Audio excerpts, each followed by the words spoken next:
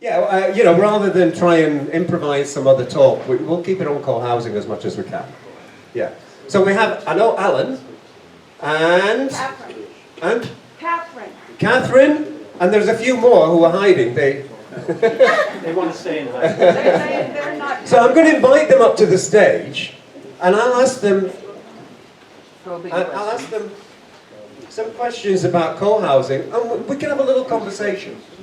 Is that okay? Yeah. Not like we have a choice. All right, well, welcome, Alan and Catherine. Now, I've known Alan many years, and so used to his accent now. So, I'll give you this mic, I'll put this one on, and we'll just ask a few questions about what is co-housing, etc. Okay? Who wants to start? I'll start. All right, what is co-housing? Well, let us just say this is very spontaneous. We were not expecting to have to get up and talk about it, but we'll be happy to do that. So what is co-housing? Well, it is a lifestyle choice of living in community with what we say like-minded people who co-manage the village or compound or whatever you want to call your community. And we decide what we want to have happen within our village and what sort of services we want to have, what kind of community gatherings we want to have, what kind of upgrades on the properties that we want to have. Typically, co-housing is people own the property that they're living on. You do not, some places rent, but typically you own, you have a deed, and you can pass your property on to your inheritor. And along with owning your property, you also own a portion of what we call the common ground. And typically the common ground includes a common house, which is the big gathering place for the community where we can have meals, we can have public events if we choose. We can have company come and extra company come and stay in the common house if you don't have enough room in your house. And we cook meals there. We have circles there. We can have movie nights there where people who want to participate can come. That's sort of the function of the common house. Co-housing actually is not unique to the world. It started Not unique to Mexico. Well, it's unique to Mexico because we are the first ones starting, as far as we know, here in Ajijic. But co-housing became popular after World War II, and it started in Denmark and moved around Europe. And now it's very popular around Europe. It's all over America and Canada. And now the concepts of co-housing are starting to be introduced to the Mexican culture. And so co-housing is not unique. It sort of grew out of the need of people after World War II, where housing was difficult to get. People started to band together and live more in relationship with one another. Now, co-housing is not a commune. And we... Number one fact. Number one fact. It is not a commune. This is not where you share everything. We do not share our money. We do not share, you know, our lifestyles completely with one another. People who live in co-housing have their own families outside of the villages. You have your own interests and lifestyle choices. But the purpose of it is to live in a more close environment with your neighbors, where you're not living isolated. Right.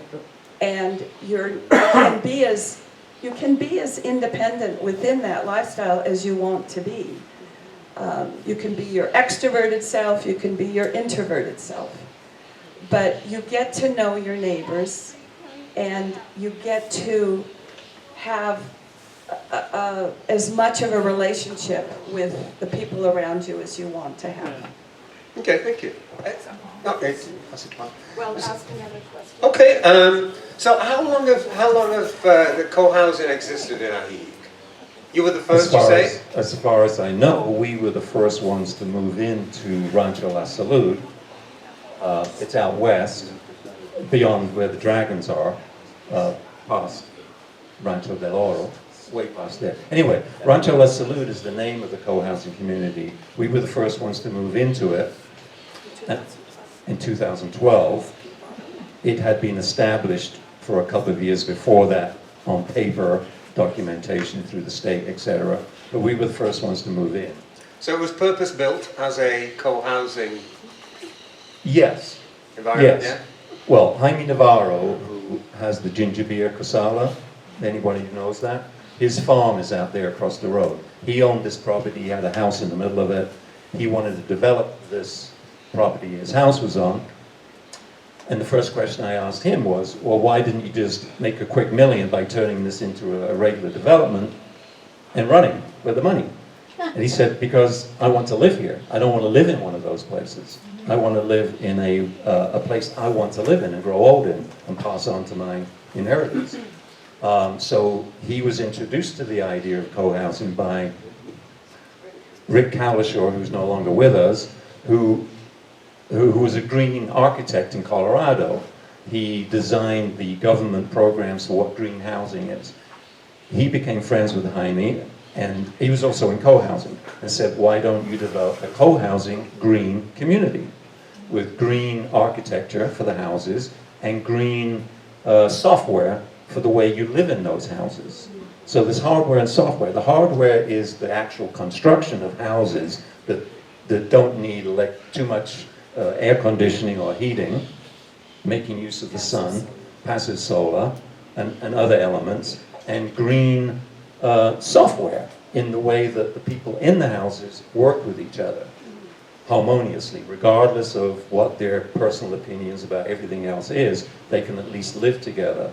So in most villages, people live accidentally, either in harmony or in disharmony with their neighbors. We're trying to, on purpose, live in harmony with our neighbors as much as is humanly possible. Now, how many units in the... Well, they're being built as we speak. Still growing? Oh yeah, we're still growing. There's plenty of room to grow. I think about 30 units. Oh, 30, okay. Ultimately. Is that typical of co-housing? Well, it depends on the size of the property. Yeah. Sometimes up north they might buy an apartment building. The actual look of a co-housing community can be an apartment building, can be a condominium complex, like we are. We're a condominium by law. Or a big farmhouse, or a big old mansion or something. So the actual form changes, but the software is the same. So you mentioned living in harmony. Well, Can it be a challenge? it's a challenge, yes. When Well, not always. It has not been much of a challenge Okay, in the good, 10 good. years we've Well, been that's there. nice. It I has suppose not been people who a are challenge. attracted to it are more likely to It's want that sort of... self-sorting. Anyone attracted Yes. to it is already on the right wavelength. Yeah. You don't have to convert anyone to it. Is there any sort of interview process when Yeah. someone... Yeah, there's definitely make sure an interviewing they process. fit into the process? Yeah. Yeah. There's a lady back there had a Oh, question. you got a question? Yeah. Yes, I do. Can you address the green construction? Are you talking about straw bale, rammed earth, anything like that? Yeah. Any? Did everyone hear the question? Yes. So the question was, can you tell us more about the green construction? Yeah, no, we're not straw bale. We are concrete. The elements of sustainability and green that we have is that the houses are built with what we call passive solar. So the interiors of the homes get heated up during the daytime. In the winter. In the winter. So it's the tilt of the roofs that the windows are on will allow the maximum amount of penetration into the interior of the house In in the winter time. So that Rick Calishaw was the main architect in the design of the houses, and he actually wrote the passive solar standards for the state of Colorado that were then adopted nationally. So that was a main feature of the design of the houses, along with, besides passive solar, we're fully solar, so we allow no propane, no oil products on the property, at least with our new construction. Currently, the common house does have propane, but we eventually will turn that to totally solar. And we also have biodigesters on each house, so that turns the black and gray water via enzymatic activity into gray water that then gets funneled into our gardens to help water it. We have cisterns and piping on the roofs of the houses so that in the rainy season, all of the rainwater gets funneled down into the cistern, so we're not pulling from the well. We are totally off the grid as far as our well goes. Currently, we're getting our water from the organic farm across the Carretera, but we are going to be putting our own well in the next, Year or two. yeah, for sure, 2 years, because the permit for it will not be available after, he'd have to renew the permit, so that's going in. And so those are just some of the green features that we have of the houses. What is the average cost of construction out there? I'm off the grid in Hawaii, and that's not totally free, but to get there. Well, Just let me repeat the question. No, because she hasn't got mine. So the question is how, the cost? The cost, the average cost of construction. The average cost of construction. well, it depends on the house design that you choose to have. Square meter, per square meter? Oh, I don't know what that figure is. I'm We sorry. have small, medium, and large Yeah. houses. And you I don't can- know the square Which meter. includes the cost of the land, the house In my construction. column. Oh, sorry. For the yeah. people. Sorry. As far, all that we know is the cost of a house, small, medium, or large. That's Small? The smallest ones we have Are the villas. are what we call a villa, and they're 2-bedroom, they're single story. They have a roof with hardware on and things, and you can use, you can sit up there, Mirador. But everything's on the ground floor, 2 bedrooms, 1,300 square feet. And the price. I don't. This week we didn't come This week up- only. I don't, Arrange. sorry, we don't know the prices. A range, it depends on finishes and stuff, I understand Yes. that, but a range, where the starting Well, is. Ballpark figure. 300 to 450. Well, 300 to Whoa. 450 For the the big tops are the garden. largest ones. Whoa. And I know I heard this lady say, whoa. Yeah. Okay, well, There's a construction next to us of ticky-tacky houses thrown up in concrete that are $450,000. Yeah. And they'll have Salatre, they'll have all the problems, and so it's like, Insane. compared to what, Yeah. the other thing you have to remember about co-housing is you're not buying your house. That's not all you're buying. That's not all you're buying. On our common ground, which is a substantial portion of the property, and let me just say this, I did not prepare today to be standing up here and be a realtor salesperson, because that's not what we do. So I'm a little not factual with all the, in details, but on the common ground, which like I just said is a substantial portion of the property, we have, in addition to a 3,000 plus square foot house, 3 bedroom, 3 bath, basically 2 living rooms, a big office space, a green plant room, a big kitchen and a dining area. It's a huge house. We also have a big palapa with a traditional palapa roof on it. And that's where we have all of our community meals and our meetings and our gatherings. It's our outdoor living room. We have a nice outdoor patio space connecting the palapa with the common house. We have a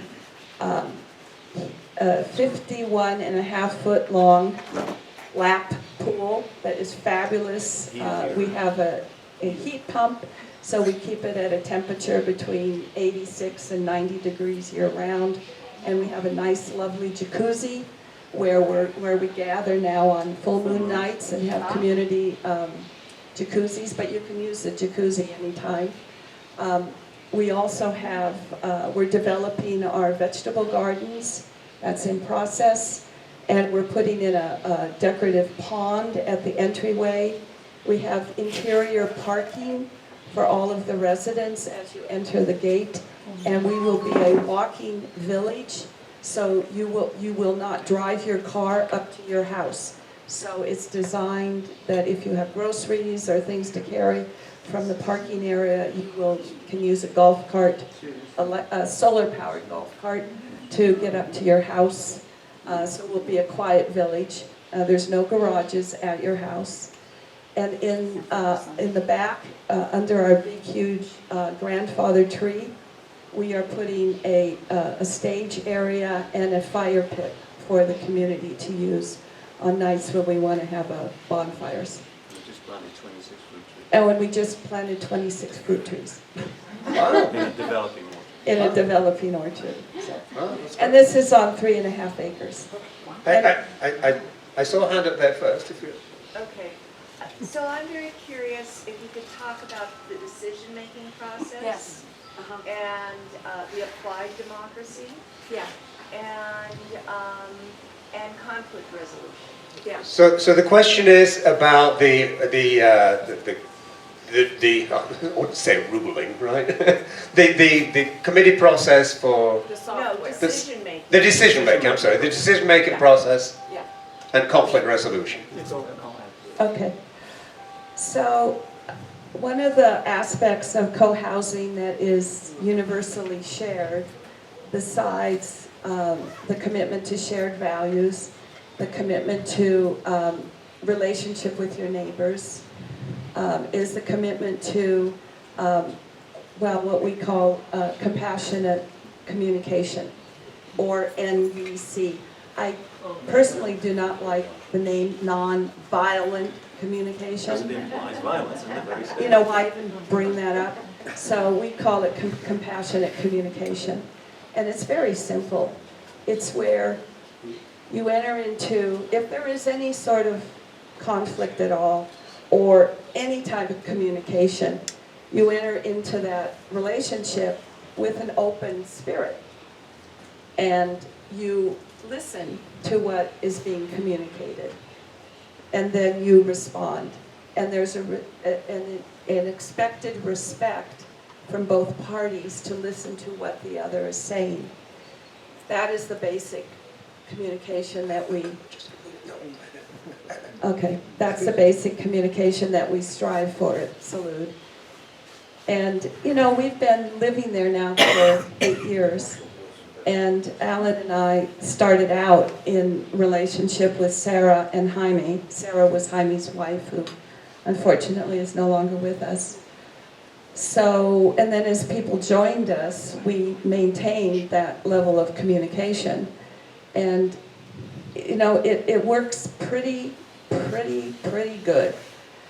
But those are the kind people who are wanting to be in relationship with your neighbor under that lifestyle is who we want to live with us.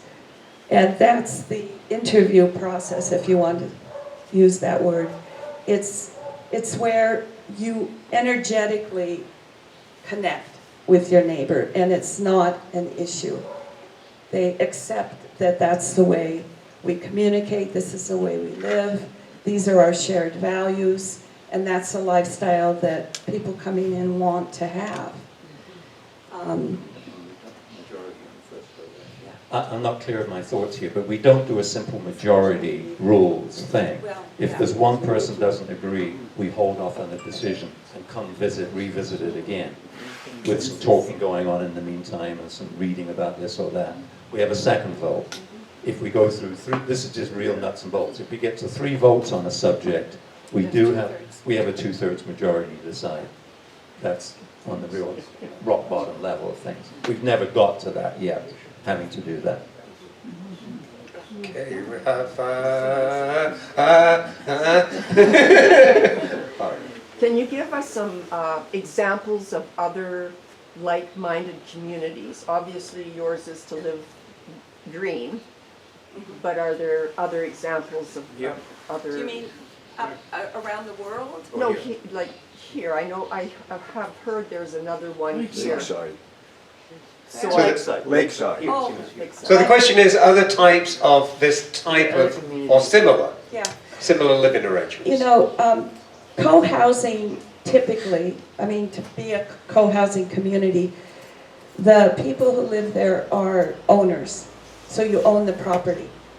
Now, there are co-living arrangements where, co-ops, where people are renting a large house or a large, ranch area and sharing that, but they're renting. It's not ownership. So co-housing, by definition, is ownership. As far as locally, I know there's people locally who share houses together. I wouldn't say it's co-living, but maybe that is You don't know, happening. they might share the same. But I was looking forward to this woman being here today because we have heard that there is a co-housing forming in Guanajuato, I believe, and maybe on the Baja somewhere, possibly over on the Caribbean side, I don't know. But as far as I know, we are the first and the biggest In Mexico. in Mexico. Is there are the units empty right now? Is there demand? Is there a waiting list? We have always built a house as a new member joined. Oh, I see. However, I don't know if some of you people know Jaime's wife, Sarah, passed away a few years ago very suddenly in a car truck accident. It was a tremendous loss for us. But we're moving on. And Jaime has a wonderful family. His 3 daughters and his son-in-law, and they're now taking the place as the developers of Rancho La Salud. And via family connections, we now are able to start building some homes ahead of time and then getting buyers to buy them. And currently we have 1 villa house available. We have a 2nd villa house that has been sold, and our newest member is sitting in the audience here. And by the end of the month, they will be moving into it. And then we have another villa for sale, and then we have a large garden house for sale, owned by a woman from Canada whose husband passed away very suddenly a year ago, and we've agreed that she can put that on the market. And is there a building size minimum? Are there standard Yes, sizes? we have lots that are defined, and we have Different size. housing designs that you choose from. So And you can't have your own design, bring it from an outside architect or anyone? you can have an outside architect be involved in building it, but it has to be according to our design and standards. Yes, you could, as long as it follows Yes. the principles and Yeah. guidelines. Kind of like the bylaws of the place. We do have bylaws, and we are an official condominium, so we're connected with the state of Jalisco, and we're required to do our annual meeting. We do have monthly dues that pay for your for your garbage, all your water usage, and all maintenance and usage of the common ground. Is primarily what that covers. Okay, there was, I think, Mariana, I saw you next. How many people live there now, and how much turnover has there been in the 8 years? So the question is the number of people who live there now and the turnover. Okay, in 8 years, we've had one gentleman sell his unit, and another couple from the Bay Area who are in the audience here bought it. And then recently, one of our older members has moved into assisted living. So her duplex unit is for sale, That's it. and that's it. That's everybody. Yeah. And we have 14 residents and 10 houses with the common house. And we anticipate our max will be 30. Put your hand higher, Don. Yeah, okay. I'm interested in the demographic and perhaps philosophy behind that. How Mexican is it? What connection do you have with the culture that's here? Yes. Okay, so the question about the demographics, and how Mexican is it? How much of a connection do you have Because it with doesn't Mexico? seem to be that to me, and We- that's fine for those who choose. We'll let them respond. You're right that the people who tend to come are what you could call gringos, retiring in Mexico. But that's not what we want. We won't say no to them. Jaime is Mexican, who is the founder. Right, I got Rico, who's the husband of Marcia here, is Mexican. And we want to attract more Mexicans to our community. And we are marketing to, in Guadalajara, to Mexicans who want to move here. In fact, I think the lady who's going to speak here today is part of a group we met a couple of years ago from Mexico City of university professors who wanted to learn about co-housing to set up their own co-housing for themselves. We, at the time, wanted them to come live with us. So, I don't know if they still, I don't know anything about that yet. But we want it to be multicultural. We want it to be two cultures, let's say, at least, the two cultures that exist here. So, No, we're not just a gringo. no, we don't want it to be just a gringo enclave.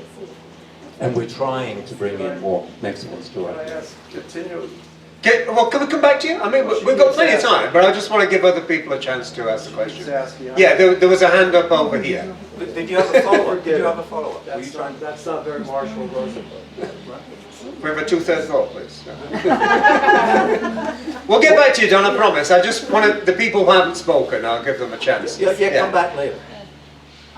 Is there an age limit? I mean. 106. in the internet, The question is age limit. yeah, I mean, because it's not assisted living. No, No, we're not assisted So living. is that one of the interview questions? that's a great question. We are aging in place. So that was really important for Alan and I as part of why we decided to help start this community. Because when we moved here, we knew that we were, first of all, not going to go back to the United States to end up in a nursing home or put the burden on our daughter, to care for us. And we want to die in our own home. And hopefully not for another 30 years, but 40. But the houses are designed on the main level as one, no steps, so that wheelchair walkers, all access to the common house has ramps. Getting to the houses will have ramps. So it's not, and also the houses, except for the villas, are designed with an exterior stairway to the second floor where the second bedroom and bathroom is, and miradors. Or a third bedroom. Or it could be a second or a third bedroom. So, and like for us, we're artists, and so when we built our house, we added square footage onto our design for a big studio, but eventually we will turn that second floor into a casita that could be a caregiver that could live not only for us, but for other members of the community, so we could share a caregiver. We are not a senior community, so we are open to having younger people, even children, but we aren't anticipating young families with children really moving there because of the other factors. But it might happen. But certainly grandchildren will be, running around, as we currently have with when Jaime's families visit. So you haven't built a pickleball court. So there's no need for an emergency. Yeah, we did. There's no need for an emergency room, a rehabilitation centre on site. We did have that inquiry once. Well, I can't move there unless you have a pickleball court. I said, "No, we don't." All right. Priorities. Okay. Two quick questions. The first is pets allowed or? Pets? The question is pets? Yeah, one. Okay. And my other question was, I know I'm not Mexican, but if somebody wanted to look at what might be available, who do you contact? So contact information for availability. Yeah. Well, Ajijic Realty Okay. is the place to go. Is selling. Is selling the houses that exist right now. Okay. We have someone who hasn't spoken yet, so this Is there gentleman here. a certain construction company or organization that builds the homes? Well, And yeah. what is the more or less the average time from, let's say you buy the property and you choose a construction, and is there a time limit or It generally takes about 8 to 9 months to build a house, give or take. And there is, at the moment, a builder who is working with Jaime, the developer, to build the houses, and is doing a really good job. Thank you. We have a question here. Our houses are Mexican designed. I think this is our speaker. Is this Laura? Yes. Welcome. All right, we had our question time first. We'll do a quick one. Okay, So, just well, you had hands up. in and out, I want to know, do you always eat together? No. No. And, okay, so you have your choice. Oh, current, this is the thing. Each co-housing community does what the members want to do. And our members all have, besides our lives interacting with one another, we all have interests and things that we do in the community as well. And so currently what we are doing is we're doing once a month we have a community dinner together, we have a business meeting, we have what we call a sharing circle, which is not talking about business. And then we're doing our jacuzzi nights. And of course, people get together a lot, just amongst themselves, but nothing official. And we do not all cook meals together, which some co-housing people do. And are you on Samapa sewage? No, each house has a We are biodigester. self-contained. It's totally We're self-contained. totally self-contained. Our speakers arrived, and I promise that we will have a question and answer after the presentation. And Donna, we'll get back to you. And we have another question here. No question. I'm just going to say the traffic from Guadalajara is a nightmare this morning. Oh. There's a race. Oh, okay. Okay. Oh, there's a race on. Okay. Well, that's fine. Laura is here, right? Thank you. Laura, okay. Thank you. Yes. Laura did a fantastic job. Thank you, Laura. You did a great job. Thank you so much for filling in. So Laura Urrutia, close? Close, okay. Well, Hi everyone. okay. Good morning. Yeah. Right here? Yes, I want you to Oh, you share wanted this to- with you. Okay. Please, can you distribute these pages because it's something that I really want to talk with you. I'm very excited to be with you today. Thank you so much. I'm very happy to know you. I'm Laura. I'm 15 minutes. Okay. Oh, if you guys want to stay longer, it's now 11:15. Usually we finish at 11:30. But we can give Laura as much time as you want. If you want to leave at 11:30 when we normally finish, if you quietly exit. Otherwise, we'll just give Laura her time. And if the sound people don't mind, stay a little later. It's okay? All right. Can you tell me when it's done? Yeah, I can pull the file. Thank you. You guys can pass on I'm that very side. glad to be with And you we'll pass today on this because side. it's very important to me to tell you about co-housing. What is a co-housing? I think all of you know what a co-housing is, isn't it? Well, here in Mexico, it's a very, very new idea for a living. I mean, it's something that maybe our culture is not to share so much. It's a very traditional, in the time that people, elders, needs to be cared by the family. But in the time that we are getting, in the new age that we are, our hope of life is growing up. We are in the 60s as if we're in 30s. We are very young, even if we are 70. 70 are the new 50s. Are you agree? So, we are in the time to create a quality bounds of affective. I don't know how to express this. Affection, yes. It is very important because this is the base of actual housing. So, we in Mexico I'm talking because I was a speaker in the International Congress of Co-Housing, was taken in Mexico last August. And it was raised by Universidad Nacional Autónoma de México. Have you ever heard about that school? Yes, UNAM. Yes, UNAM. So, this is a very important university in North Mexico, and they want to introduce the culture of co-housing in Mexico. I think it's quite a difficulty between all the Mexicans because we are not used to this kind of living. But we are very, very sure that this is one of the best ways to get together, to reduce our cost living, and maybe to have a new friends, to increase all the levels of quality in our life. So, what in this case, if you see the pages that I gave you, there are two ways in Mexico now to tell you or to help you to create eco-housing.